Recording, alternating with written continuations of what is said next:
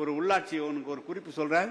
ஒரு உள்ளாட்சியில் பகுதியினை குறைந்தபட்சம் 10,000 மக்கள் தொகை 30 லட்சம் வருமானம் இருந்தால் உள்ளவற்றை பேரூராட்சியாகவும், குறைந்தபட்சம் 30,000 மக்கள் தொகை 50 லட்சம் ரூபாய் வருமானம் இருந்தால் அவற்றை நகராட்சியாகவும், குறைந்தபட்சம் 3 லட்சம் மக்கள் தொகையும் 30 கோடி ரூபாய் வருமானம் இருந்தால் அது மாநகராட்சியாக தரம் உயர்த்தலாம் என்பது தற்போது சட்டத்தில் இருக்கிறது. நான் போட்ட சட்டத்திலே இருக்கிறது.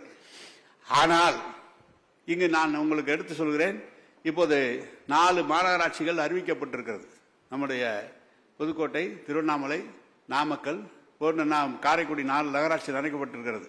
பொதுமக்களுடைய கருத்தை கேட்டு, அவர்களுடைய அபிப்பிராயத்தை கேட்டு, அது ஒரு மாவட்ட ஆட்சியர் மூலமாக அறிக்கை வந்து இந்த 4 மாநகராட்சிகளும் இன்னும் அடுத்த 20 நாட்களாக மாநகராட்சிகள் அறிவிக்கப்பட்ட மாநகராட்சிகள் தரம் உயர்த்தப்படும்.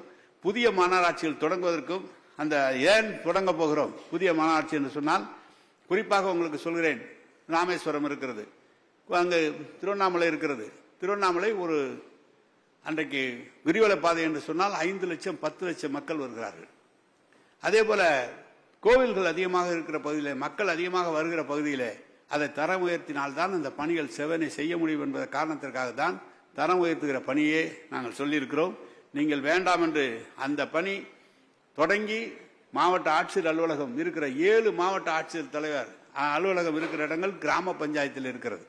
அது எப்படி அவர்களுக்கு தேவையானதை செய்து கொடுக்க முடியும் என்பதை அதற்காக தான் தரம் உயர்த்த வேண்டும் என்ற நோக்கத்தோடு கோவில்கள் இருக்கிற இடம், அதிகமான மக்கள் கூடுகிற இடம், அதே போல பொழுதுபோக்கு ஊட்டி போன்ற இருக்கிற இடங்கள், ஏற்காடு போன்ற இருக்கிற இடங்கள் எல்லாம் இருக்கிற தரம் உயர்த்த வேண்டும்.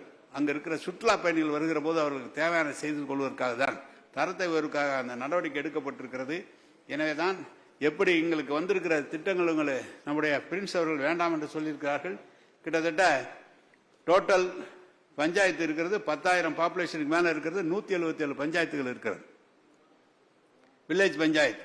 அதே மாதிரி propose to merge with municipality corporation 23 village panchayat fulfilled in criteria to convert as town panchayat 25 அது மாதிரி பண்ண போறதுக்காக கோரிக்கை வந்திருக்கிறது.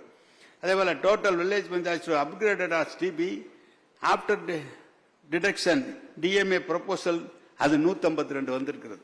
அதே போல tourist places, hill stations, pilgrim centres 46 இடங்கள் இருக்கிறது.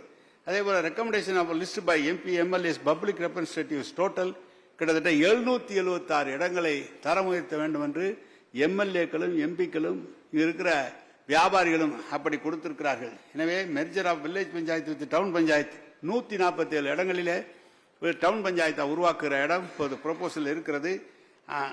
Amalgamation of VP town village panchayat to constitute 11 town panchayat 3-4 இடங்களை சேர்த்து டவுன் பஞ்சாயத்தாக உருவாக்குற 29 இடங்களில் இருக்கிறது.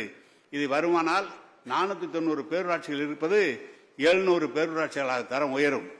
அதே போல வில்லேஜ் மாநகராட்சியாக நகராட்சியாக இருக்கிற 138 நகராட்சி என்பது 159 வருகிறது. கிட்டத்தட்ட 200க்குள்ளாக அது வரும். இங்க இருக்கிற நகராட்சிகள் மாநகராட்சிகள் இப்போது 25 இருப்பதை நம்முடைய சின்ன மாநிலம் குஜராத், நம்மை விட மிக சின்ன மாநிலம், அந்த ஊரிலே 50 மாநகராட்சிகள் இருக்கிறது. நாம் இன்னும் 25 மாநகராட்சியில் இருக்கிறோம். எனவேதான் அதையெல்லாம் பக்கத்து மாநிலங்களில் எப்படி நடைபெறுகிறது அப்படி இருக்கிறதை தரம் உயர்த்துவதற்காக இந்த கமிட்டி அமைக்கப்பட்டிருக்கிறது.